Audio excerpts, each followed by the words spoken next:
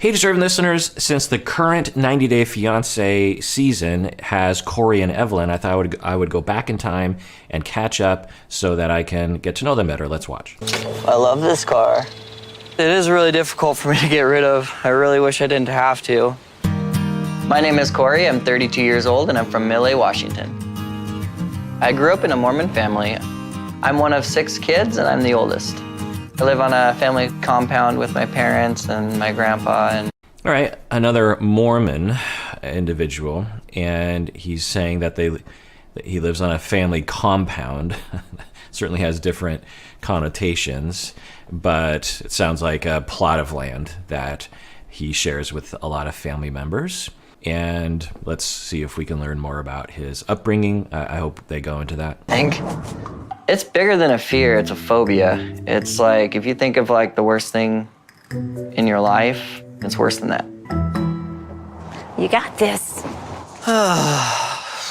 Hey, I'm Tony. I'm terrified. Yes, you seem that way. It's just a couple. All right, so we're seeing something that we haven't seen on the show before. Someone's presenting with a phobia of needles, and maybe we can learn a bit about that. One thing I will say that's positive is that Corey, one, knows that he has a phobia and isn't having a distortion around it, like it's the needle's fault or, vaccines are going to kill me or something. He clearly saying, I have a fear, which implies that it's irrational, it's unhelpful, it doesn't make a lot of sense cognitively. And the other thing that we're seeing, so that's a strength that he has insight into his anxiety. That will help. And the other thing that we see is that he immediately tells the physician that he has a fear of needles. That's another good tip to use when you have a phobia, is just get it out there. A lot of the suffering and increase in anxiety can occur when you try to keep it under wraps. Pill you take 2 days prior to getting there. Every day you're there. You're telling me I have to take a pill for the rest of my life, every day? Yes. It's not deadly. How? Well, no, malaria kills millions. Kills millions. Kills millions. Yeah, malaria is a problem in our world. Not in the United States, but around the world, it is a huge problem, absolutely. But I didn't realize the extent of some of those risks, so it's a concern. Maybe we should just get the shots over with, actually. Okay. I'll come over and hold your hand. You can squeeze. It's unusual to see a patient over the age of 30 to bring their mother with them to an appointment for a simple vaccination. Unusual, I guess, but totally fine. We depend on our family members, and it's actually a really helpful thing if you have a phobia or if you just want support. We, in the United States particularly, have this individualistic idea of life, particularly for men, particularly of adult men, that you're supposed to do things on your own. Why wouldn't you bring family members, maybe even your mom, to your medical appointment for additional advice, for support, to hold your hand when you're getting a shot? And when we see this and have a reaction like, "Oh, that's unusual," I think we should be the opposite. Not all the time. I mean, you could certainly go to a physician by yourself if you feel like it, but I think we should be looking at our behavior and saying, why aren't we having more people bring support people to medical appointments, especially when you have a lot of fear? So that's kind of a red flag for me. Oh, this is horrible. Oh my gosh. Can I walk around for a bit? Sure, go ahead. Yep. So another thing that he's doing, which is probably helpful, is to take care of himself, walk around, don't get uptight. Get your body moving. Sometimes that can distract you or maybe get some of the adrenaline out a little bit. Now, one of the ways that you can look at phobias for a lot of people, and I think for Corey it applies, is that our conscious mind understands that it's fine. Our conscious mind understands there's very, very low risk, especially when you consider just the injection itself. The site of injection is not going to likely have some kind of problem. But the rest of your body does not understand that. your conscious mind is saying everything's fine, calm down, but your body is saying no, no, no, no, no, no, no. And the body can dominate the experience that you are experiencing by pumping cortisol and stress and adrenaline and fight or flight and all sorts of anxiety reactions. And if you have a particular phobia, you can have a full-on anxiety attack, even though your conscious mind is saying everything is fine. So the treatment for this, and I've actually suffered from various different anxieties, including anxieties about needles in my life. And the way that you cure yourself is to habituate through exposure, meaning that you implement exposure to the stimulus so your body becomes used to it. The problem with phobias and with PTSD is that when you have the stimulus that freaks you out, you avoid it. And your body never gets a chance to get used to it, get habituated to it. The example sometimes that I will use and I think about is for infants, when you first put shoes on their feet, they don't like it typically, not all the time, but they don't typically like it. Why is that? Well, it's because we're not born with this innate ability to put up with socks and shoes on our feet. It's confining. It doesn't feel good. But eventually we get used to it. Why? Because we just, wear shoes and socks, for a long time when we're children. And eventually we just become accustomed to it, at least in a lot of societies that wear shoes. And so the same goes for needles, is you have to become used to it. And your conscious mind understands everything's fine, but your body has to get used to it. So the one regimen is to look at needles, but you have to expose yourself for a prolonged period of time. So the idea is that eventually you want to be able to withstand vaccines without having a huge spike in anxiety. But you don't want to push people into the deep end. There's actually a form of trauma and phobia therapy that is flooding. I don't recommend it. It's too scary to people to even agree to. But what I do with people is more gradual. So we want to eventually get to a place where the individual can handle, and this is what I did to myself. I did the therapy to myself, where you can handle needles, but you can't start there. So you have to start somewhere much more tolerable that has a little bit of anxiety, but will provide an opportunity for habituation. So you might watch YouTube videos, depending on how much anxiety the person has, of injections, or just needles, just looking at someone holding a needle or something. And you tell the person, or you tell the self, I'm not going to be getting a shot today, so I don't have anything to worry about. But just looking at needles makes my hands sweat, makes my heart start to pound. But and again, if you're going to do this, you should seek out a professional. I'm a professional, so I can do it to myself. And so I should say that. But when you habituate, and this is what I did to myself, is I would look at needles for a long period of time until my body just got used to it and didn't have anxiety anymore. And I did that over and over and over again. And so I'm, once I get used to that, then I might visualize in my mind getting a shot. And again, spike in anxiety, but not too bad, sort of mid-range anxiety. Prolong that exposure through images in my mind, and eventually my body gets used to that.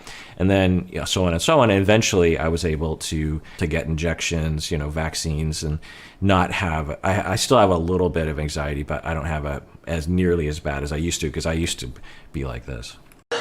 I've had this phobia ever since, I think when I was younger, probably around like 8 years old or something. Just push ups right now.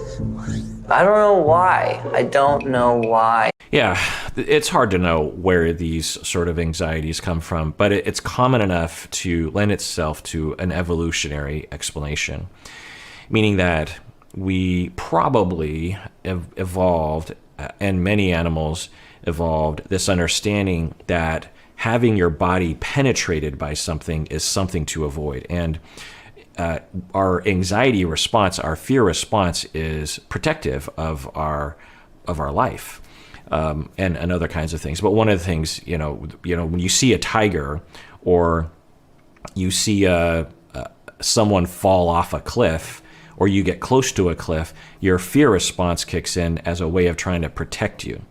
So our fear response, generally speaking, is telling us there's danger. And it makes sense that we would evolved this instinct that we might be born with, that things that stab us are to be avoided and we should be afraid of it. You know, someone comes at us with claws or a stick or something, you know, a pointy stick. It would make sense that over time, those humans who were terrified of that and motivated to run away or do something about it would live longer than those who just saw something about to poke them and they're like, huh? So it would make sense that that would get generalized to needles, because it's, you know, it's something going in us. Even though our conscious mind is like, it's a tiny little needle, there might not be any blood at all. So that's where it can get triggered for us, and it seems natural to have that. The problem is that unless you have some kind of treatment regimen, the anxiety can get worse and worse and worse, because every time you approach it, you have this spike in anxiety, and it can actually be traumatic for people. The other thing he said is he's had it ever since he was 8 years old, and it's possible that, I don't know, but a common path or history is you're 8 years old and you're not excited about the vaccine. You're not excited about any. You're a little nervous, but you don't have a full-on phobia of it yet.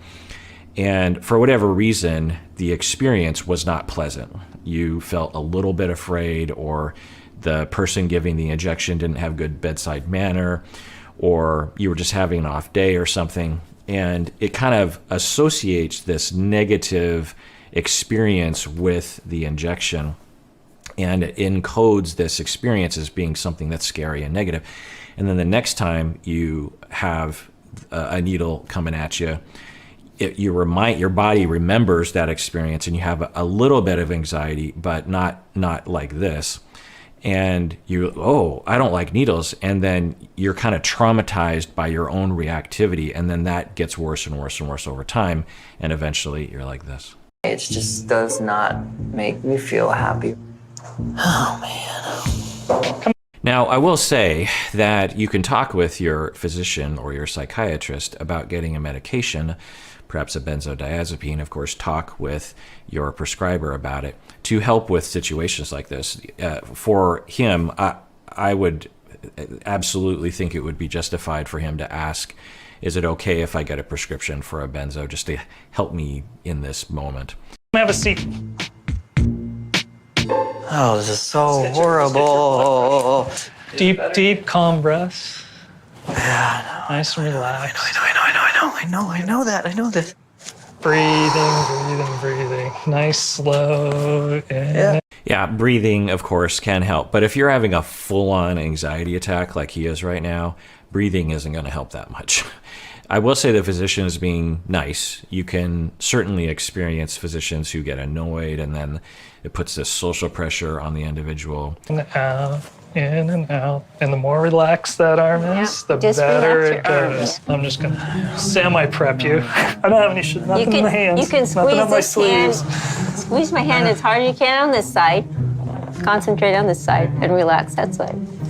Wait, Yeah. just one second. Just gonna clean it. I'm like really freaking out. Yeah, he has a legit phobia. This is instructive. They should show this in psychopathology courses in graduate school to see what it's really like. It's one thing to talk about a phobia. It's another thing to actually see it in real action. He has a legit phobia right now. Another good thing that he's doing, Corey, is he is pacing the situation. If you have a phobia, like I have had several phobias, one of the things that I learned about how to manage my anxiety is I have to be in control. If I'm in control of the pacing, then I have a much better chance of getting through it. As my anxiety starts to go up, I say, whoa, let's stop and slow down, and then we stop, my anxiety comes back down, and then we start back in. Whereas if I don't exert control, my anxiety will go through the roof, and I'll either run out of the room or I'll literally faint in the situation, which has happened before. So it's good that Corey is saying, whoa, okay, I'm actually freaking out right now. Let's take a break. And usually if you wait 5 minutes, the anxiety will come back down, and you can approach it, and the physician is going along with it, which is good. It's fine. Here's It's the all deal. right. It's all right. We don't move or you get it twice. One more. Okay, halfway done. Halfway done. Keep breathing. There we go. There we go. Done. Done. I love being done with this. Yeah, and I'm glad his mom is there. I'm glad he got his vaccines. Those are going to help him out for sure.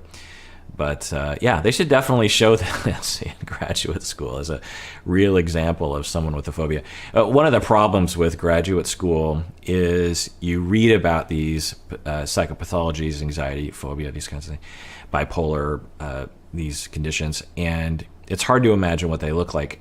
And it's also hard to get patients who will agree to present themselves on video because a lot of patients want confidentiality. They don't want to be used as a guinea pig in a graduate school class. And so a lot of times what they do is they will hire actors to act like they have the mental illness or the mental condition. And it never looks right. There's something quite difficult about someone trying to exhibit a mental condition as opposed to actually having it.